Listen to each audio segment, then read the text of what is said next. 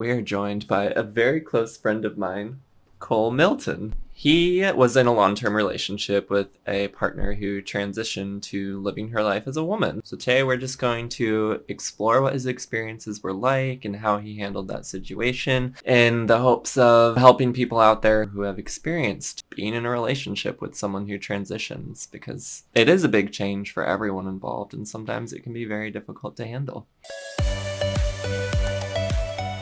I put a disclaimer here because social distancing. We've spent time together recently because I was having issues with my car, and we figured since we had already come in contact with one another, why not record these videos that we had planned before? So before we really get into it, can you tell us a little bit about yourself, like who you are, how you identify, things like that? Yeah, absolutely. So my name's Cole. I'm a second-year student in the counseling psych program that Chloe attends, which is how she and I met. And I identify as a gay man, cisgender gay man. So, as I mentioned at the beginning, Cole, you were in a long-term relationship with a partner who transitioned, who came out after you all had been together for a little while. Can you tell us a little bit about that? Yeah, so I was in a relationship for just shy of five years, I think. And my partner transitioned 2 years into the relationship. Or my ex-partner, I guess I should say. So it was after we got married. We legally got married prior to her transition. And at the beginning of the relationship, she had shared with me that she didn't, I don't know if she used the words like gender dysphoria necessarily, but that she had like some questions about her gender identity and things like that. And so I had, before her transition, kind of had an inkling, that she had at least experienced stuff like that. But we were in the relationship. And then she eventually came out as trans and said that she identified as a woman. It wasn't fully a surprise to me based on what I just told you. Sure. So it wasn't, I don't say that I wouldn't describe it as like shocking or anything like that. I think that on my side, at least, I took it in stride. My focus at the time was to just support her as best as I could, to be as present with her as I could. It's difficult, I think, as a partner who's not experiencing transition, in the sense that I don't know what that feels like. Sure. And so the hard part was trying to put myself in her shoes when I fully didn't understand what she was going through, aside from what it was like for me to kind of be on the outside. There were times that were definitely tough, I think, for both of us, and we are no longer together. We didn't separate because of her transitioning, but I think it was probably a factor in our relationship. You mentioned like early on you knew about like her experiences of gender dysphoria. Did you expect her to eventually transition, or was that kind of a surprise? Yeah, I don't think I fully expected her to. I don't think I entered the relationship kind of with that, in mind. So I guess the transition itself was perhaps a surprise, but the fact that she had those feelings and that's eventually what happened wasn't necessarily surprising, if that distinction makes sense. Yeah, it's kind of like, I have these feelings, but it's like, okay, that's fine. But then it's kind of like, oh shit, when the person starts like actually acting on those feelings, and then it's like, before it was just kind of like this idea, and now it's like, oh, this is real. Yeah, and I think that's an important consideration, because it was like almost theoretical when we first met, because at that time she identified as male, she presented to the world as male, and so it was like, oh, okay, that's fine, whatever, I support you, but you're right, it's not really as I think a partner until that person does start to transition and starts to change physically, changes dress and all that kind of stuff. And then it's like, okay, this is like more involved than I thought it was. And it is much more real than was like cognitively, than I cognitively thought it was, when we first met. Right. And you talk about all these changes and, I know you identify as a gay man. So, that begs the question for me, you're a gay man and now you find yourself in a long-term relationship with a woman. How did you kind of navigate that in terms of your own identity and within the context of this relationship? Yeah, so at the time, I don't feel like my identity necessarily changed. I still identified as a gay man. And I think the way that that I explored that or expressed that when we were still together was that I had fallen in love with who she was when we met, which she was still the same person. So I'm not saying that, but I had fallen in love with that person, and not physically what she looked like or, any of the other characteristics that she had. I felt like regardless of her transitioning, I loved her. And so the transition itself at the time was not the important piece to me. But I was still attracted to men, still attracted to, the way I describe it is like attracted to masculinity. And so I still had those feelings. Those didn't change. So I still told people that I was a gay man if we talked. I think that there were times where I kind of wondered if I was maybe bisexual or, Sure. Something.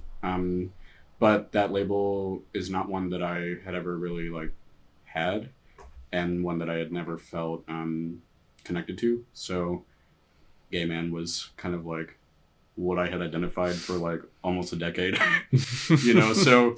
And today, I think gay man still applies. Yes, queen. Even today, like bisexual still would feel like it doesn't fit you. It doesn't, yeah. She and I had talked about, maybe even pansexual or something like that. But again, I just think that to me, the label was not as important as the fact that it was her specifically that I was in the relationship with and that I had loved. And that I don't think outside of her, I would have been attracted to someone who presented as female or feminine or a woman, if that makes sense. Yes, it's about the person. Exactly. I mean, I can imagine like a lot of us were kind of tied to our sexual orientations and who we're attracted to. And as much as we maybe do love someone or want to love someone, a big change like a gender transition could get in the way of more like physical intimacy, sexual intimacy. Yeah. So I wonder how that might have changed and how that might have impacted the relationship. Yeah. Oh, she's gonna get me for no. I'm playing. Well, we can redact that. I'll just censor every other word. Yeah, right. Confuse the hell out of everyone. I feel like we don't know what we're talking about. I think it does change, or it did change for us. When she started to pursue HRT, and other like more physical changes in her transition, I think it's important to note that I was attracted to men, attracted to male bodies, and her, physically her body was definitely becoming more feminine. Yeah. And I think that it's important. It's not that I wasn't attracted to her necessarily. It's just that, again, I was and am attracted to men and attracted to people who were masculine. So yeah, we had to adapt to that, I think. And how did you adapt to that? We talked about it a lot. We still at the time I don't really think it disrupted a whole lot when she first started to transition. But as time went on, I think we both noticed that both of us were less interested. Sure. In like physical interaction. I'll just say it that way. Keep it PG for YouTube. And, like don't want to get demonetized. Yeah, right. So we had to navigate that. I don't know that. I think all couples have to navigate physical changes and they have to navigate physical attraction over time, and physical intimacy. That's something that's constantly negotiated, in my opinion. But it is something that we definitely had to address. And I think ultimately where we landed was that she was changing physically and I was not as attracted to what she was transitioning into, which was a fully female body, and we just had to accept that. Yeah. So you were with her for about 3 years after she started transitioning. You very much loved her. You can tell you still have love for her. Yeah. Was it all these changes just in terms of her coming into her own as a woman that kind of eventually led to the end of the relationship? I think it's part of it, maybe. But we had a lot of other stuff going on that I think more led to, to our relationship ending. I think the piece connected to her transition is that we, one, realized how solid our friendship was. And as time was going on, our friendship is really what was kind of coming to the forefront. That was really the defining feature of our relationship. It made more sense to be friends. Because she was experiencing changes. And like I said, some of the physical intimacy and stuff like that was just kind of fizzling out. But we also took on guardianship of 3 kids and Wow. had them for 2.5 years. And that was right after we got married. So in the midst of her transition, we were taking care of children. So that was a really busy 2.5 year period. It was. We had lots going on, and during that time, I had graduated from undergrad and started my career. Started the kind of first stage of it, and It's like that show, Married with Kids, but with gender transition. yeah. So like everything at once, and I ended up buying a house. So it was just a lot all at the same time. And then I eventually realized that I wanted to go back to grad school, Sure. which is kind of how I landed in a PhD program. And the real reason you did that is so you could meet me. Clearly. You knew that our paths would cross. The stars were aligned. I also knew that you were a narcissist. No, stop playing. I don't believe I meet the characteristics, the criteria, if you will. Well, no. Yeah, so I think that it was so much more complicated, and I can't just pin it on the fact that she was transitioning. I think that there was so much more at play. And there was just stress and stuff in the background. And I think that's hard, or going to be hard on any couple. For sure. And so when you add all that kind of into the same situation at the same time, it's a perfect storm to be like, whoa, I can't do this. So, I mean, it sounds like this is, I don't know, how do I want to phrase this? This is quite a life transition for both of you. That's very clinical of you. So, I mean, I think this was obviously quite a transition for your partner, but also quite a transition for you and your relationship and just kind of navigating that. And I think a lot of times we focus on, the trans person's experience, which I think is very important to focus on, but how do the partners react? How do they feel? What do they do? So I think that's important to cover as well, which is a big part of why I wanted to talk to you. And I feel like based on these experiences, you could probably share lots that could help other people in similar situations. So kind of as a closing question, wondering if you have any sorts of advice for anybody who may watch this, who, finds themselves in a relationship with somebody who is undergoing transition. Okay. Well, where do I start? I think, so first and foremost, I would encourage anybody on either side who's experiencing this to be easy on themselves and on their partners. Sure. It is a tough process because transition is not easy, as you know. And then I think being a partner to someone when you don't know what that feels like or what's going on for them, it can be really hard, figuring out how to support them in a way that is validating and also helpful. I would encourage people to be easy on themselves first and foremost. Be patient throughout the process. I also would encourage partners the partner who is not transitioning, so like myself in that situation, if you're finding that things are changing in a way for you that maybe staying in the relationship is seeming like it's not the way to go, that's okay. It's something, of course, that you want to talk about talk about that to your partner with. Sure. But I think for me, something that I experienced was a lot of guilt when I was having some of those feelings, because it was like, oh, well, I love this person and she's transitioning and we have all this other stuff going on. So I kind of feel like a dickhead, or shouldn't say that, but I kind of feel like a butthole, in the sense that maybe it's not working for me.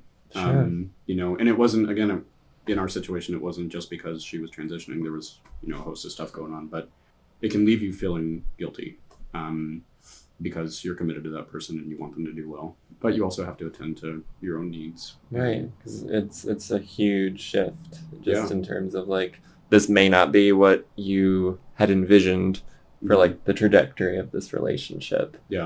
And that's kind of just making me think something I think is important to note related to that is this is a huge shift, but also don't blame your partner, don't blame the trans person in the relationship for not telling you sooner, or don't try to resist that feeling of they betrayed me or lied to me or something, because just imagine how long it takes for them to come to terms with it, and then how long it took for them to feel safe telling you.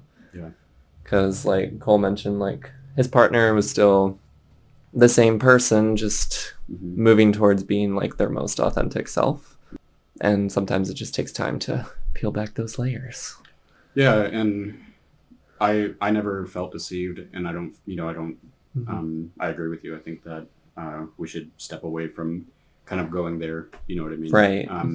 Because it takes a tremendous amount of courage for someone to transition, and like you said, it takes a really long time for some people to even land there in the first place. Right. Right.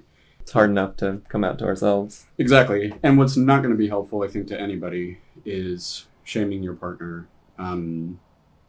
Trying to make the trans individual feel guilty or more responsible for stuff in the relationship, because it takes two to tango, Right. And just because someone is getting closer to their truth doesn't mean that they were out to hurt you. I would encourage people to be easy on themselves, easy on their partner, and to just forward what works for you and what you want. Just support them and remember the reasons why you love them in the first place. Yeah, exactly. And I'm happy to say that, my ex-partner and I are still very close friends. We talk pretty consistently, and thankfully we've been able to maintain a friendship. So, and she calls me and tells me when she's got, big stuff coming up, like she is getting gender markers changed on her, on some of her paperwork. So, yay! Yeah, so... And that's a whole process. It is. Oh gosh, such a nightmare sometimes. How would you know? Just as I have observed, it seems like a nightmare. I'll say it that way. I'm just being an asshole. I know. Yeah, per the usual. But yeah, so I think even though things didn't work out in the way that we expected, it's still good. Any remaining things that you feel would be important to share that you haven't shared? Anything else that our audience should know about you or your experiences? I mean, I would like to tell your audience that I'm awesome, but that's fully unrelated to the topic at hand. I mean, it's related to why I wanted to interview you. If you're like a crusty bag of potatoes, I would not interview you. Just for the record, I am claiming the spot as Chloe's most ridiculous and trashy friend. And so let me tell you. Self-anointed. I did not give him that title. You see this fake crown? Well, thank you so much, Cole, for taking the time to do this. It's been a pleasure, and I'm sure it's not easy to talk about and recall some of these things, because I imagine there's a lot of emotions tied to it. But for all of you that are watching, please show your love for Cole and his experiences and his awesomeness. I am awesome. In the comments below. Any reflections on his experiences, anything that you can relate to from either being the trans person in a relationship or being a partner of somebody who transitioned, let us know. And as always, Tipsy and I love you all very much and hope that you're staying safe and healthy during this tough time. If you have not done so already, please give this a thumbs up, subscribe, and hit that notification bell. Bye for now. Say bye, bitch. Bye. Ooh, you're so rude.